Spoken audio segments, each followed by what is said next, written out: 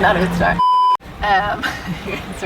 Is basically my last name is Herzenberg, so it's the last bit of my last name, but also icebergs are 90% under the surface, so it's like my music is about mostly the things that are under the surface you don't talk about. I got to play this festival in Sweden. There's like some nice music on it, called ICEBERG, and I got to play some main stages and it was really cool. One of the venues in Stockholm put me in this really weird like Scandinavian hotel with lots of furs and lots of weird decor, and it was beautiful, but it was very Scandi. They actually thought I was Swedish at first because the name Berg is Charlottenberg is like the most common Swedish name ever. But I'm not. But they liked the music and they wanted me to come play. I say ambient indie rock, but ambient indie rock. And I think everywhere I've lived has influenced my music in some way. Like when I was in Nashville, obviously they have country music and they have soul music, so that kind of influenced like the groove of kind of music that I like to make.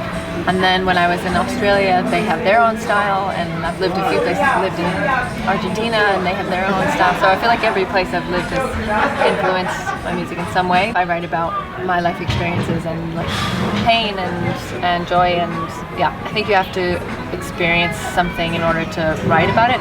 The easiest way to write is to write from your own experience. So my life. Yeah, when I was in Nashville, I was desperately single and lonely, so I was doing a lot of love songs.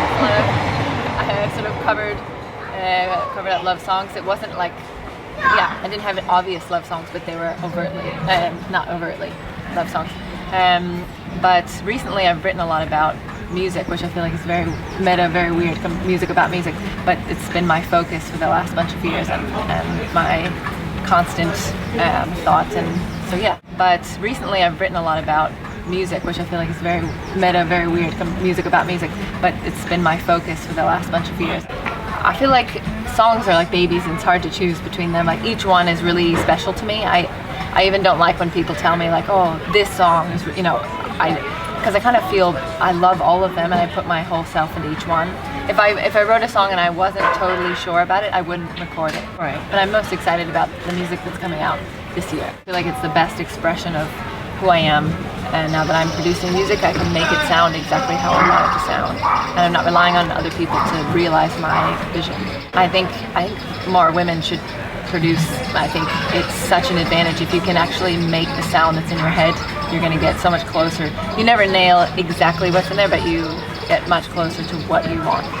My parents, your parents, my sister's interviewing me.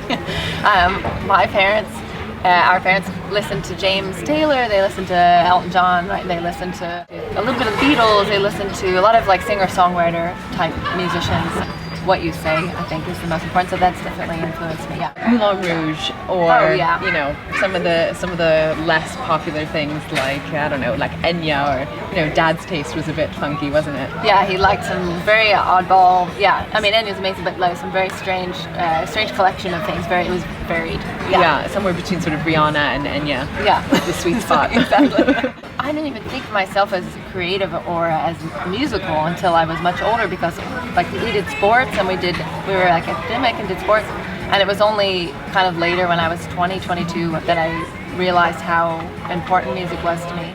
You introduced me to Missy Higgins. Yeah. And the way that she wrote and the way that she painted a picture with her lyrics, it's like, you know, you meet someone and they totally change your life. She just completely changed the trajectory of my life. You know, you have phases, so like, sure. I loved Ingrid Michaelson and Sarah Bareilles growing up. Elton John, I was obsessed with. I played through all of like the books of his piano music, and then later it was Higgins, and you evolved with your age as well.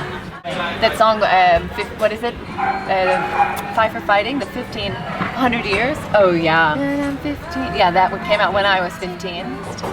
Yeah. Well, and then sometimes it's the moment, right? So the moment that went with the first time you heard the song, or the, you know, family moments where we were dancing in the living room, feeling like, you know, that song matched our lives. But quite emotional.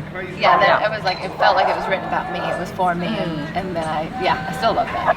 I think the lifestyle I love being in different places all the time. I like traveling and meeting lots of people. I love that. I think there's a lot of misconception of the industry is tough in that it's really hard to get where you want to go.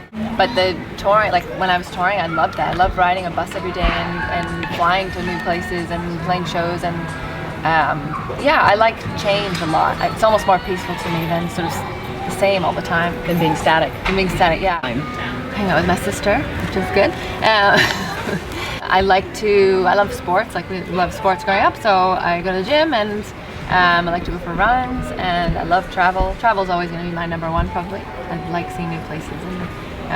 But yeah, I'm kind of a homebody. I like to be, as much as I like to travel, I also like to be home with my family, my close friends, and your cat. And my cat, mostly my cat, and just live a quiet life, yeah. You often bring nature into your music, as well as obviously into your spare time and the things that you do. Yeah, I love hiking. I like to be outside. Is like the best tranquilizer. If you're too stressed out, go for a hike or a walk in the woods, and you're like, everything's better. Thank you, too. Thank you. Yeah. That's it. Want to ask me anything about the music video, like why you're dressed the way you're dressed?